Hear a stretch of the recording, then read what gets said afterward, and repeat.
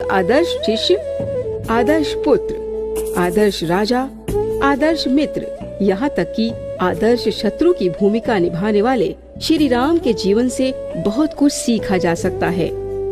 बापूजी श्री रामचंद्र जी के जीवन चरित्र से कई उपयोगी तथ्य अपने साधकों को सुनाकर उन्हें लौकिक व परलौकिक जगत की परिपक्वता प्रदान कर रहे हैं। राम के उस दिव्य स्वभाव को प्रकट करने का संकल्प करे तो रामनवमी मनाने का अनंत पुण्य, अनंत लाभ पा सकती। जीव संसार के ताप में तपता है, तब वो निर्गुण निराकार अकाल पुरुष परात् पर ब्रह्म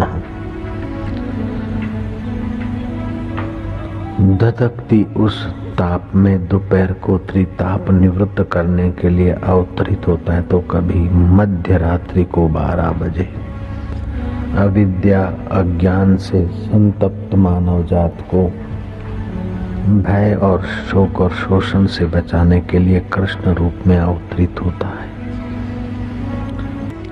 रामचंद्र जी तीर्थ यात्रा करने जाते हैं और तीर्थ यात्रा की उथल पुथल वाले स्थानों को देखकर रामचंद्र जी विवेक वैराग्य का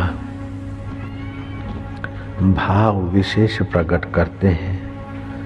तीर्थ यात्रा करके आए श्री रामचंद्र जी चुपचाप अयोध्या के उस शांत महल में बैठे रहते हैं, जगत की नश्वरता और परिवर्तनशीलता पर विचार करते हैं।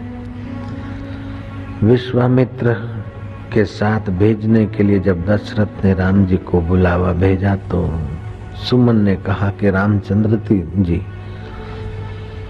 वर्ष भर की तीर्थ यात्रा करके आए हैं, उनका चित्त तीव्र विवेक और वैराग्य में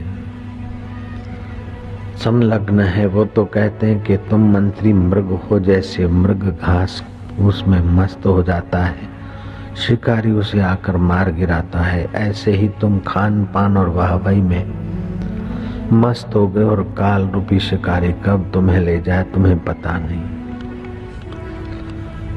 रामचंद्र जी ने अपना थोड़ा सा अनुभव सुनाया, इस जगत की नश्वरता और जीव को क्या पाना चाहिए। वो अनुभव के वचन आज भी योग वशिष्ठ महारामायण के प्रथम स्कंद में वैराग्य प्रकरण है, मुमुक्षु प्रकरण है, उत्पत्ति प्रकरण है, स्थिति प्रकरण है, उपशम प्रकरण है और निर्वाण प्रकरण है। योग वशिष्ठ के ये 6 बड़े सुंदर प्रकरण है। उसमें श्री रामचंद्र जी का अपना अनुभव और वशिष्ठ जी का अपना आत्म उपदेश का अनुभव जीव मात्र के मुक्ति में अभी भी सहायक है और सरल है। रामचंद्र जी पिता की आज्ञा समझकर वनवास लेने को उत्सुक हो जाते, वन जाने को तैयार हो जाते। राज्य तिलक की तैयारियां हैं, जैसे सीता जी मंगल मना रही है, कौशल्या जी ब्राह्मणों को दान पुण्य कर रही,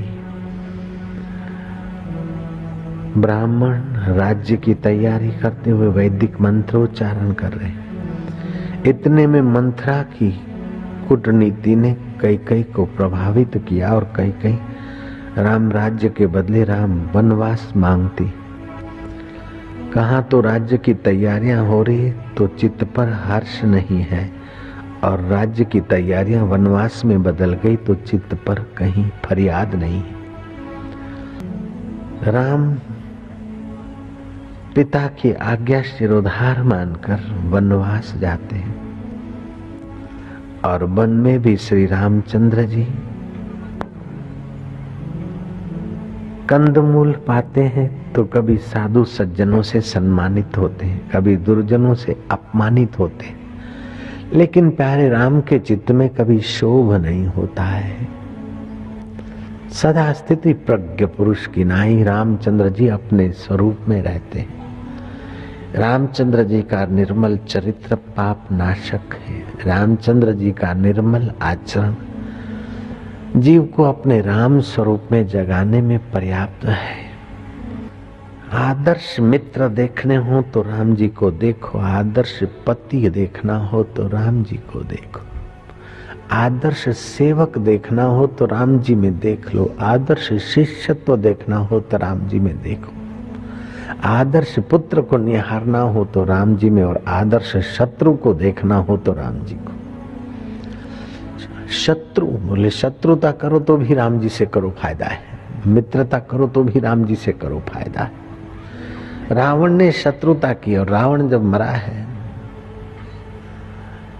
तो श्री रामचंद्र जी विभीषण को कहते हैं कि इस वीर रावण की वीरोचित सद्गति करने के लिए अंत्येष्टि करो, अंतिम कर्मकांड करो। विभीषण ना बोलता है कि मां सीता का अपहरण करने वाले इस दुष्ट भाई का मैं